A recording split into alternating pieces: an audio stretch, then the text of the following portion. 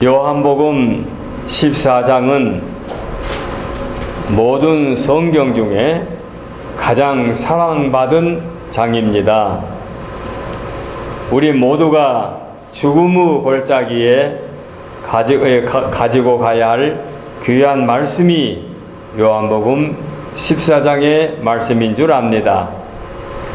만인의 구세주이신 예수께서 당신의 신부격인 모든 시대에 선택된 자들을 영접할 영광스러운 날들을 위하여 하늘 궁전을 예비하러 가시기 직전 사랑하는 제자들에게 지상에서 마지막 당부의 말씀을 하신 것이 본장의 말씀인 줄 압니다.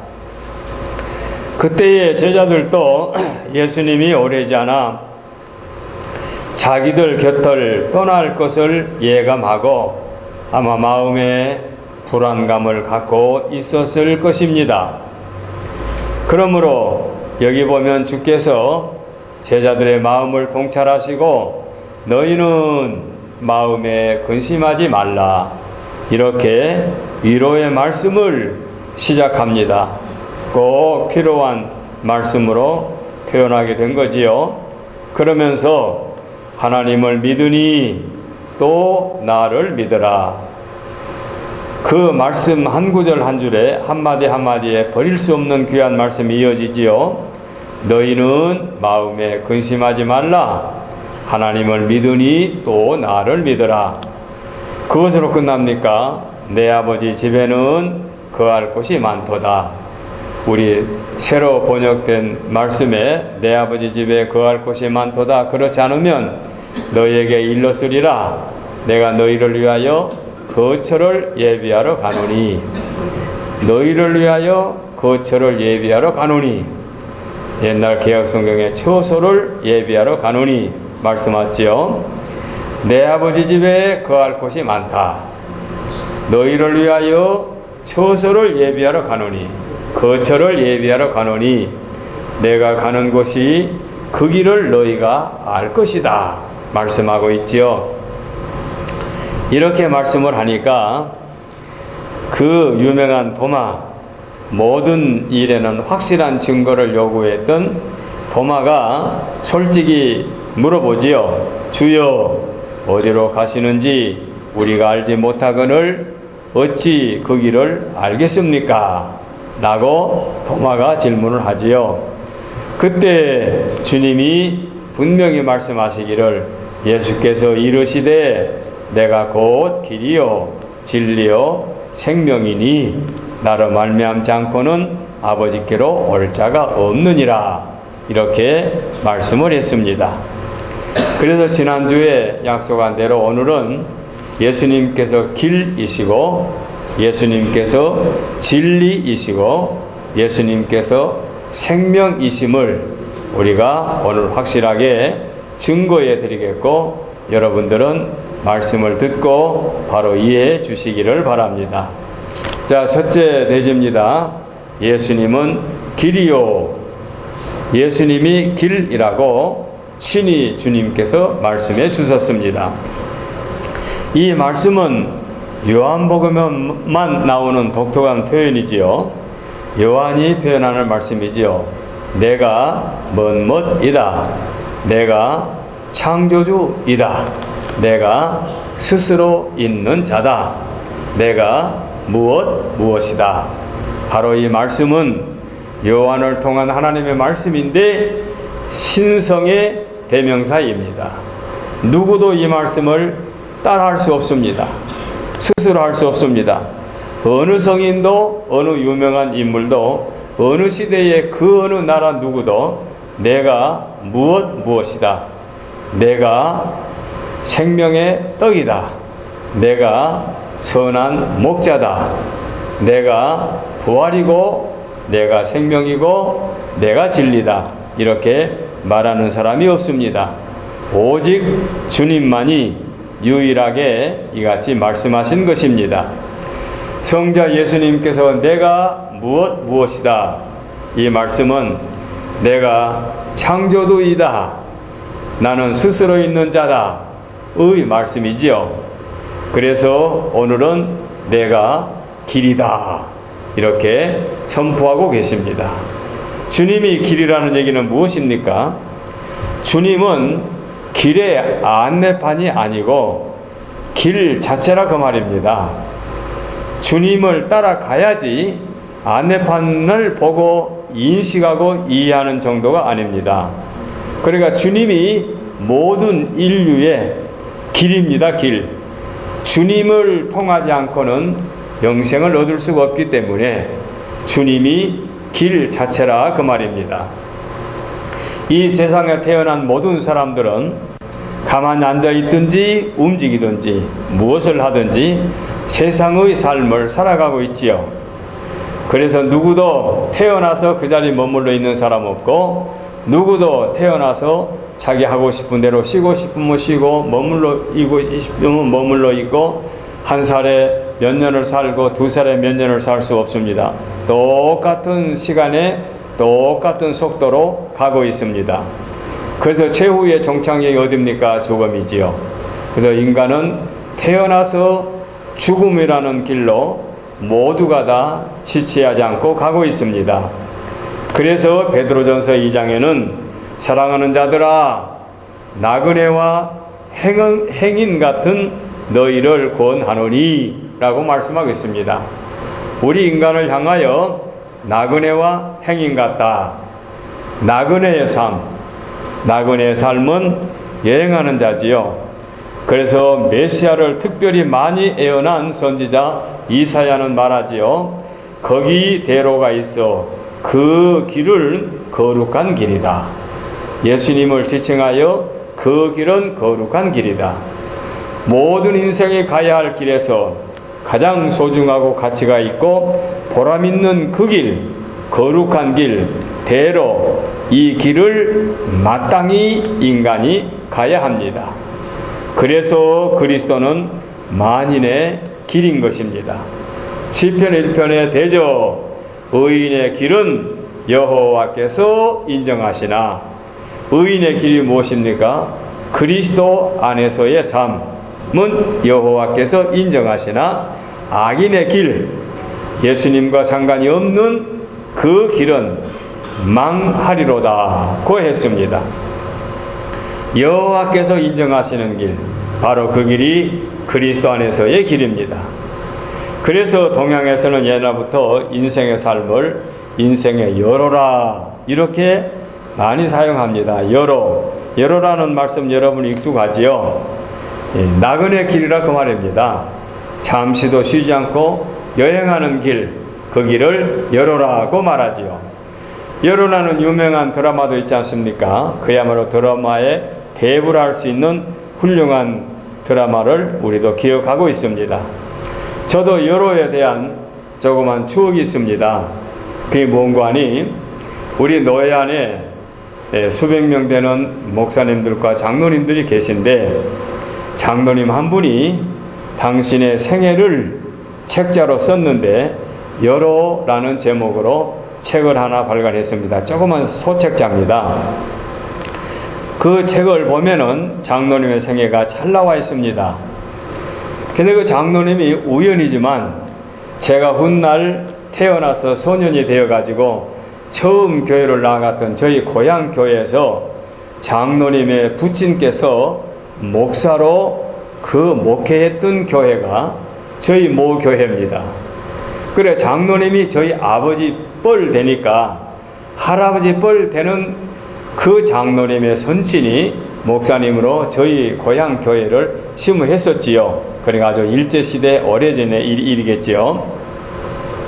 그런데 이분이 오남매를 훌륭하게 길러서 장남이 목사고 둘째가 저희 동갑인데 장로로 의사고, 그 다음에 셋째 넷째 딸들이 연합활동을 했던 아주 실력 있는 권사님들이고 또 막내 아들이고 오남매를 훌륭하게 길렀습니다.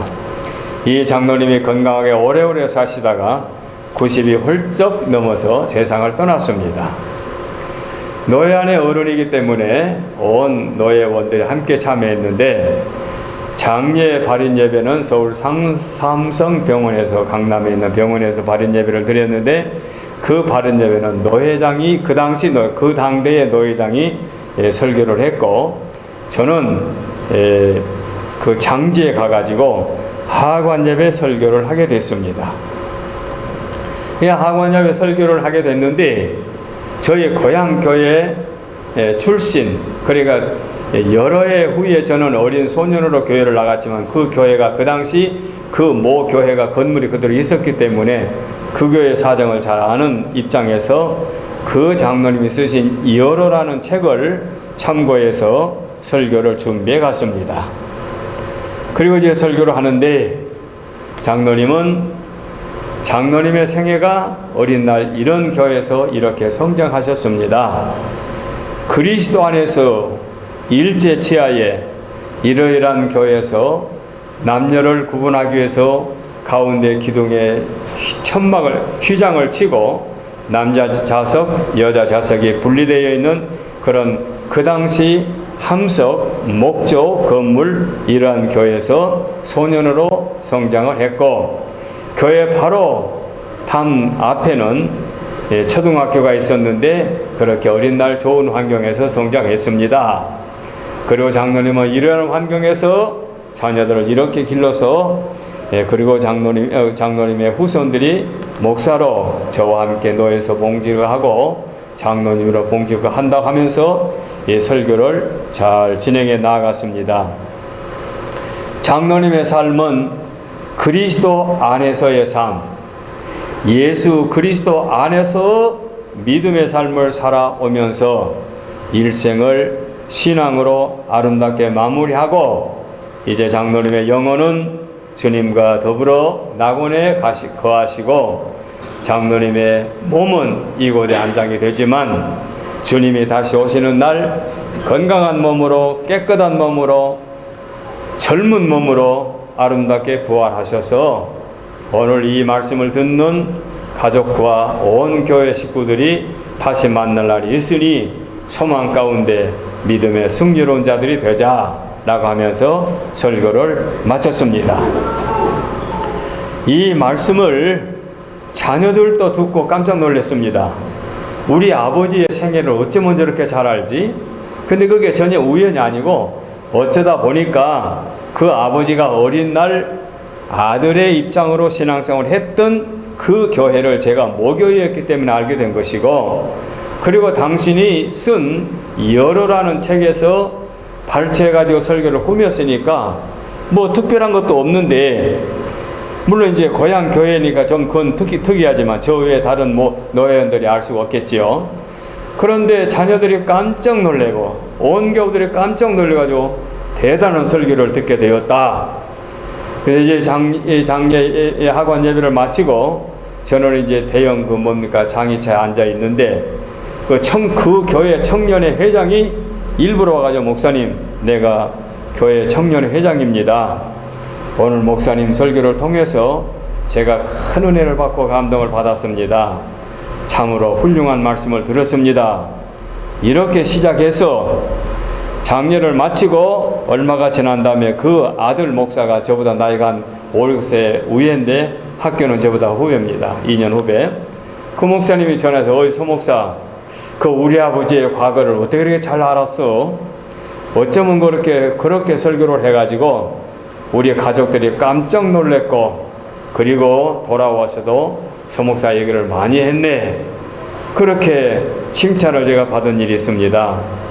자랑으로 말씀을 드린 것이 아니라 여로라고 하는 책을 쓴 장로님의 생애를 설교 말씀에 참고해서 그분의 하관 예배 때 적절히 설교했던 것이 그야말로 칭찬받은 말씀의 한 편이 되었다는 것입니다. 그렇습니다. 내가 곧 길이요 라고 말씀하신 주님이 우리 인생의 길이기 때문에 그리스도 안에서 믿음으로 사는 모든 성도들은 길이 되신 그리스도 안에서 이렇게 위로를 받고 소망을 갖게 되는 것입니다. 존 번연이 쓴 철로 역전을 보게 되면 장망성을 떠나서 천성을 향해 가는 기독도가 오직 주 안에서 믿음으로 승리하는 과정을 소설로 볼 수가 있습니다. 모든 인생들은 그 철로역전의 그 기독도처럼 우리는 그리스도 안에서 믿음으로 살아가게 되면 우리 모든 성도들은 최후의 승자, 최후의 축복을 받는 자, 후손들이 복을 받는 자들로 아름답게 살아갈 수 있기 때문에 내가 길이요라는 예수 그리스도 안에서 믿음으로 삶을 살아야 할 것입니다. 두 번째입니다. 주님이 내가 곧 길이요 라고 말씀하신 다음에 이어서 진리요 라고 말씀하고 있지요. 그러니 내가 곧 진리다. 두 번째 대지입니다. 길이 되시고 진리가 되신다. 지난주에 제가 진리가 무엇이냐라는 제목으로 진리에 관한 말씀을 좀 소상히 드렸습니다. 그래서 세상 사람들은 일반적으로 진리란 무엇이냐, 철학적으로 또는 과학적으로 또는 수학적으로 또는 물리학적으로 심지어는 종교적으로까지 진리를 이렇다 말씀을 한다고 제가 전개해 나갔지요. 그래서 진리란 절대적이고 불변한 것이고 유일한 것이고 배타적인 것이다. 그래서 불교가 이런 것이다 라는 말씀을 하면서 진리가 이런 것이다 라고 말씀하면서 불교와 기독교를 비교해서 이해를 시켜드리고 심지어는 장님 6명이 코끼리를 만져보고 자기들이 만져본 것을 경험하여 코끼리는 이와 같다 라고 주장하는데 세상 모든 사람들이 주장하는 진리는 부분적인 장님이 주장하는 것처럼 부분적인 진리일 뿐이지 완전한 진리가 못 된다. 그러면서 성부 하나님이 진리요, 성자 예수님이 진리요, 성령님께서 진리의 성령이라고 제가 말씀을 드린 기억이 납니다. 그래서 성령 안에서 타락하지 않고 성령에 붙잡힌 바 되어 살게 되면 진리 안에서 사는 것이고 진리 안에서 살게 되면 최후의 성자, 최후의 축복을 받게 될 것이며 대한신학회 설립자 김치선 박사에도 들어 말씀해 드렸고 한교회 장로님으로 심우했던 박혜선 장로는 성령에 사로잡혀 능력을 행하였지만 성령에 사로잡혀 끝까지 감당하지 못하고 새 속에 물들어 타락해가지고 그는 전도관을 세웠지만 실패자가 되었다. 이런 식으로 하면서 진리에 관한 말씀을 제가 소상히 드렸습니다. 오늘은 오히려 지난주에 본문으로 정했던 빌라도의 법정, 재판을 진행하는 빌라도와 재판을 받는 예수님의 그 법정의 과정을 내가 곧 진리요라는 예수님에 관하여 보충해서 말씀을 드리고 진리의 말씀을 진행해 나아가려고 합니다. 자, 예수님이 죄인처럼 법정에 서 계십니다. 처참한 몰골이지요.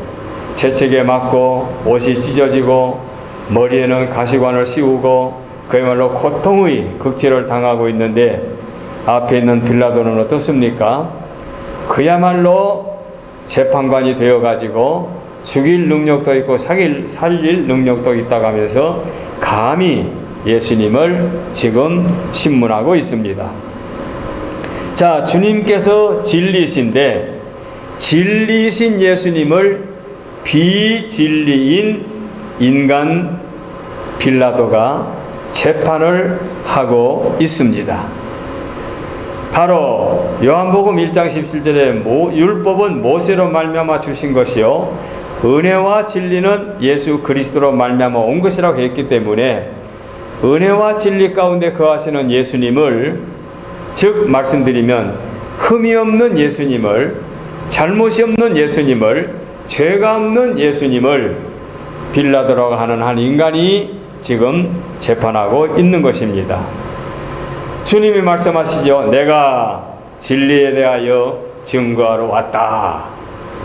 그래서 빌라도가 질문하죠. 진리가 무엇이냐? 주님이 내가 곧 진리다. 이렇게 이어지는 말씀 속에서 사람이 어떻게 진리가 될 수 있느냐? 아마 여러분들도 그렇게 궁금하게 생각할 수 있습니다. 진리라는 학문, 마치 철학, 과학, 사랑 하는 것처럼 진리라는 학문도 하나의 학문일 텐데 어떻게 사람이 진리가 될 수 있겠느냐라고 말씀을 하겠습니다마는, 그러나 이 요한복음 18장의 빌라도 법정에 서 있는 예수님의 그 판결의 과정에서 불의한 세력들, 음모를 꾸미고 거짓으로 제목을 만들어서 불법 재판을 감행하다가 사형을 죽이고 싶은데 자기들의 권한으로는 그 당시에 죽일 법적 근거가 없으니까 빌라도의 힘을 빌려서, 로마의 힘을 빌려서 예수님을 처치하려고 빌라도에게 찾아가서 아부를 떨고 있는 거지요. 그러니 종교 지도자들, 대제사장들, 서기관들, 바리새인들, 유대인들을 막론해서 빌라도까지 합해가지고 그들은 세속적인 사람, 죄인들 대명사, 세상 사람들, 이고 예수님은 영원한 하늘나라에 속해 있는 왕 중의 왕이신 의로운 진리신 예수님이십니다. 그래가 빌라도가 예수님을 신문했지만 죄를 찾지 못했어요. 죄를 찾지 못했으니 의인 아닙니까? 예수님이 죄가 없으니까 당연히 무죄로 나와야 되지 않겠습니까? 그럼에도 불구하고 빌라도는 알면서도 사형 언도를 내렸습니다. 그렇다면 그 재판은 어떤 재판입니까? 불법의 재판이지요. 악의 판결이지요. 참으로 용서받을 수 없는 판결을 내린 것입니다. 아무리 판결을 내린 다음에 자기는 책임이 없고 유대인들 너희들이 책임을 져라 하고 손을 씻었다 할지라도 이 빌라도는 세상 끝날까지 본디오 빌라도에게 고난을 받으사 십자가에 못 박혀 죽으시고 하는 우리의 신앙 고백 속에 빌라도는 영원히 남아있을 것입니다. 이 법정은 죄인이 의인을 재판하는 재판 과정입니다. 이 법정은 세상 사람이 영원한 하나님의 나라의 의인을 재판하는 세속된 잘못된 재판입니다. 이 재판은 시간의 제한을 받는 세상 사람들의 입장에서 시간의 제한을 받지 아니하시는 영원하신 주님을 재판하고 있는 재판입니다. 이 재판은 타락된 지상의 사람이 의로우신 예수님을 재판하고 있습니다. 불의의 대표자 빌라도가 의로우신 예수님을 재판하고 있습니다.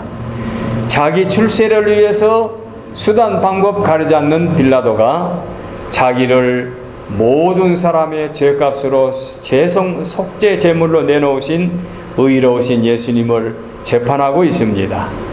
이렇게 해서 이 빌라도는 영원히 씻을 수 없는 불행을 남기게 된 것입니다.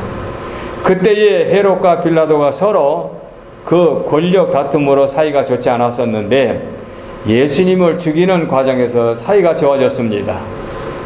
그래서 그 사람들은 세속적인 입장에서 정치꾼들이 권력에 눈이 얻어가지고 타락된 권력의 생리를 그대로 보여주고 있습니다. 필요에 따라서는 어제 원수가 오늘 친구가 되는 경우, 어제 오늘의 경우가 아니죠. 잘 아는 대로 타락된 사회에서는 흔히 볼 수 있는 정치적 음모가 바로 이런 모습입니다. 타락된 사회의 특징은 자신의 입신 출세를 위해서 그야말로 옥석을 가릴 필요가 없고 자기의 욕심만을 채우는 것이 그들의 욕망입니다. 그래서 빌라도는 진리를 몰랐고 또한 진리에 관심도 없습니다. 오직 그는 세속적인 출세만을 그는 바라고 있습니다. 그러니까 여론들이 예수님을 죽여주세요, 사형 언도 내려주세요 하고 아우성을 치니까 그 아우성 치는 사람들의 말에 따라서 원치 않는 판결을 내리게 된 거지요.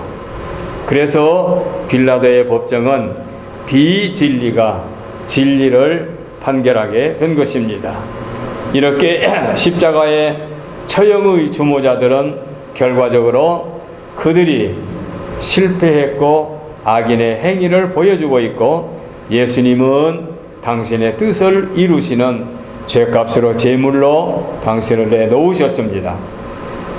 자기들밖에 모르는 빌라도와 헤롯, 유대인들, 예수님은 당신의 목숨을 송두리째 제물로 바쳐주신 예수님이십니다.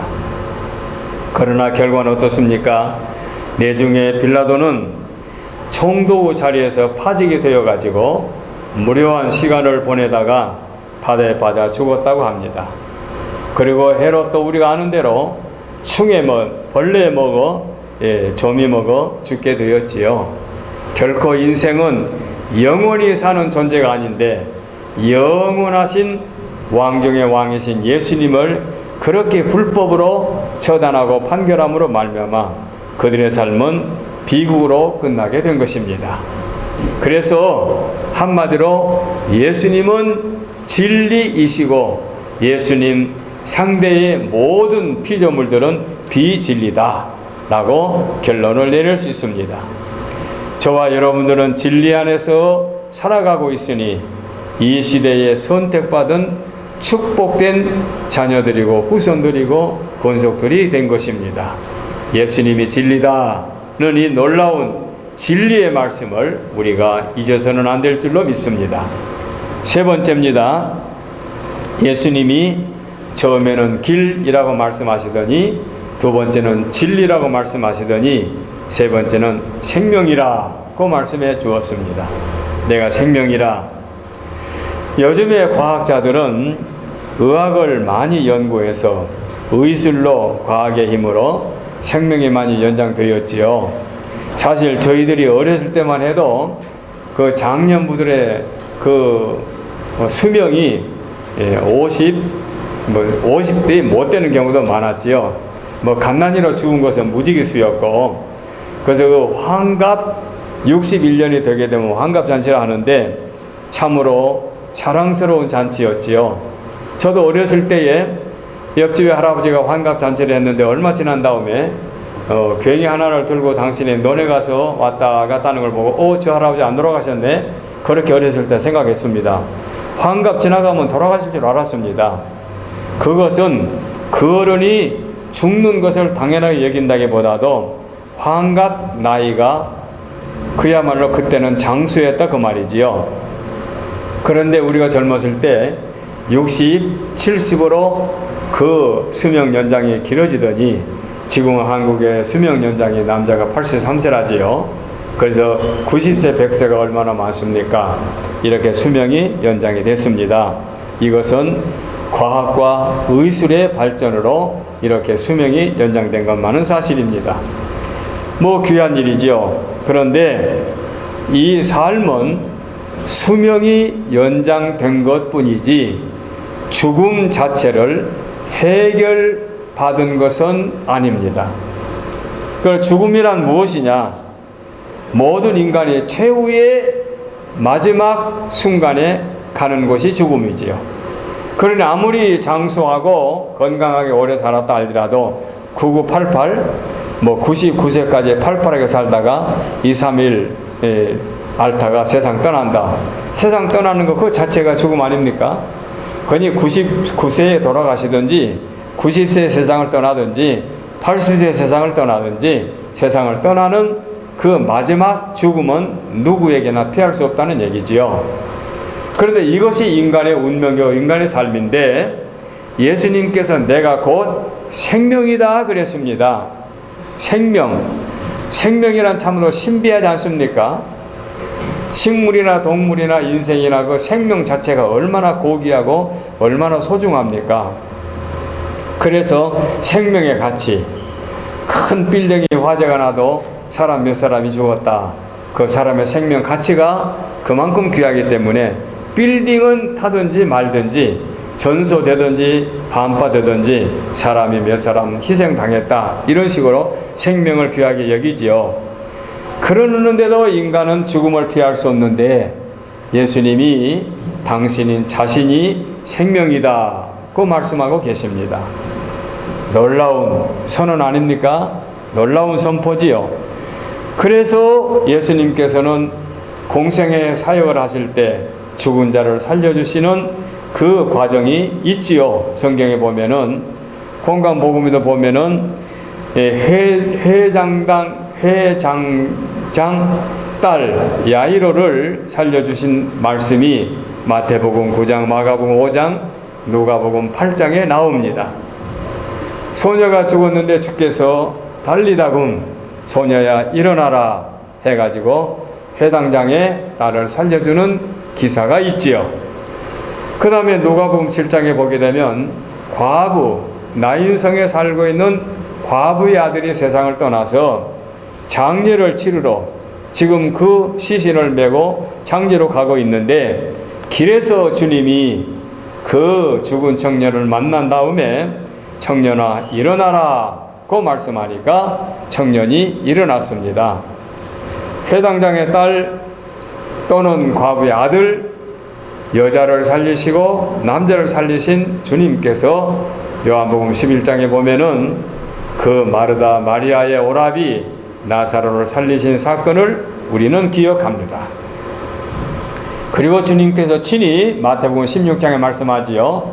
내가 원수들의 손에 넘기워 고초를 당하고 십자가에 못 박혀 죽게 될 터인데 내가 3일 만에 다시 살아나리라고 말씀했지요.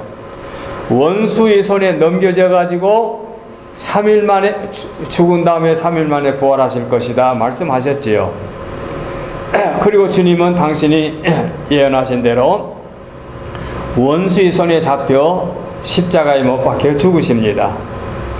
예수님의 죽으심에 또한 앞으로 자세히 말씀드릴 기회가 있겠습니다마는, 죽으실 때에 3시간 동안 대낮에 햇빛이 빛을 잃고 세상이 칠흑같이 어두워지지요. 그때 땅이 진동하고 무덤 문이 열리고 신자들이 일어나서 성전에 왔다는 기사가 있습니다. 죽은 자가 살아났다. 위에 있는 야이로의 딸이나 나인성 과부의 아들이나 또는 나사로나 예수님이 죽으실 때에 무덤 문이 열고 살아났던 사람들은 일시적인 조건적인 부활이었고 세상을 다시 떠났겠지요.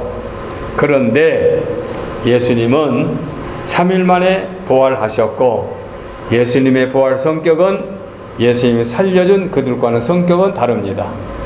예수님은 피와 살이 있고 음식도 같이 잡수실 수가 있고 이곳에 계셨다가 호련히 없어질 수 있는 신령한 몸으로, 완전한 몸으로 부활하셨고, 고린도전서 15장에서는 성도들의 첫 열매라고 밝혀주고 있습니다. 예수님이 죽은 자를 살리신 기사는 당신 자신이 생명이라는 것을 보여주는 증거이고, 예수님이 부활하신 그 부활은 만인들이 최후에 부활할 것을 보여주신 처음 열매로 그렇게 보여준 부활의 사건입니다. 그래서 하나님께서는 인류를 처음에 창조하실 때 흙으로 몸을 만드시고 코에 생기를 불어 넣어서 산 사람이 되게 하신 거지요. 이렇게 생명을 부어주신 하나님께서 예수님을 통하여 친히 예수님의 생명이라고 말씀하고 있습니다. 그래서 저와 여러분들은 누구를 믿느냐? 나보다 앞서 돌을 먼저 닦으신 나에 대해 선배님을 따라가는 것이 우리의 신도들의 발걸음이 아니라 생명 대신 예수님을 나의 구주로 믿고 나도 그리스도 안에서 영원히 사는 존재로 이 땅에서 믿음의 삶을 살고 있습니다. 그래서 누누이 말씀을 드렸습니다마는 예수님은 생명의 떡, 예수님은 세상의 빛, 예수님은 양의 문, 선한 목자, 부활이요 생명, 진리요 길이요 진리요 생명, 참 보도나무로 우리에게 말씀을 남겨주셨습니다. 이제 예수님은 그리스도 안에서 우리에게 약속해 주신 것이 있습니다. 영원히 산다고. 그래서 고린도후서 5장에 보게 되면 만일 땅에 있는 우리의 장막집이 무너지면 하나님께서 지으신 지 곧 손으로 지은 것이 아니요 하늘에 있는 영원한 집이 우리에게 있는 줄 안다고 했습니다. 구약의 욥기서에도 내가 만일 욥기 19장에 내가 알기에는 나의 대속자가 살아 계시니 나를 죄에서 구속해 주신 대속자가 살아 계시니 마침내 그가 땅 위에 서실 것이라. 내 가족이 벗김을 당한 후에도 내가 육체 밖에서 하나님을 보리라. 영생을 보여주는 귀한 말씀들인 줄 압니다. 한국 사회에도 유명한 신앙의 우리 선배들이 많지요. 한국 사회 교회의 유명한 지도자 중에 한 분, 그 YMCA 그 총무였던 이상재 선생님 이름은 들어보셨죠? 월남 이상재 선생님. 그때 이상재 선생님 나이가 많았을 때에 세계적으로 숫자가 많지는 않았지만 그래도 100세를 살고 120세를 살았다고 하는 그런 거 장수하는 분들이 계셨나 봐요. 그래 어떤 청년이 그 이상재 선생님에게 선생님은 얼마나 살겠고 얼마나 살겠다고 말씀을 남기실 수가 있습니까? 그래 연세가 높으니까 선생님은 얼마나 오래 더 살 것 같습니까? 라고 물어보니까 이상재 선생님의 대답이 참 걸작이에요. 그거야 다 사는 법을 몰라 그렇지 나는 영원히 살 것이다 라고 말씀했습니다. 나는 영원히 살 것이다. 물론 육체 밖에서 내 영혼이 소멸되지 않고 영생을 말씀하신 말씀이 포함되어 있습니다만은 그렇습니다. 19세기에 미국의 유명한 무디 전도자 무디도 그런 말을 남기지 않았습니까? 당신이 설교 중에 이런 말을 했다고 그래요. 여러분 아마 오래지 않아서 여러분은 나에 대한 소문을 쉽게 들을 것입니다. 이 무디가 죽었다는 소문을 들을 것입니다. 이제 신문에 날 거란 얘기죠. 혹 신문에도 나서 여러분